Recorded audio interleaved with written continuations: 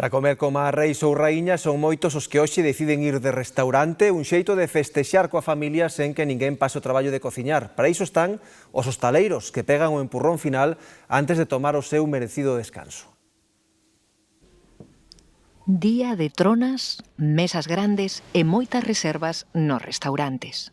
É como o día nai, un día así moi sentido aquí, e se xuntanse as familias, os amigos, é un día de celebración importante. Para algún neno ten que haber, se non hai nenos, non é, o día deles, ten que haber nenos.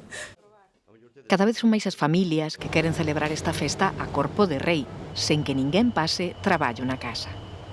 Na casa hai que facer e hai que recoller.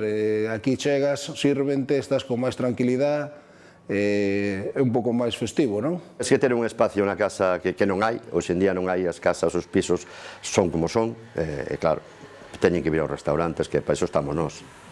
Neste día, as familias adoitan escoller os restaurantes cercanos e de confianza, onde se senten como na casa. Algúns establecementos fan menú de reis, pero o máis común é tirar da carta habitual, a que coñecen e non falla. Hoxe non, hoxe é a carta, o único que hai a maiores, pois, o roscón de reyes, que acabaremos, todas as mesas acabarán con un roscón de reyes. E como sempre pasa, para que uns disfruten, outros teñen que traballar. Os hostaleiros levan semanas frenéticas de xornadas longas e dúcias de comensais. Seu alivio chegará a partir de mañá.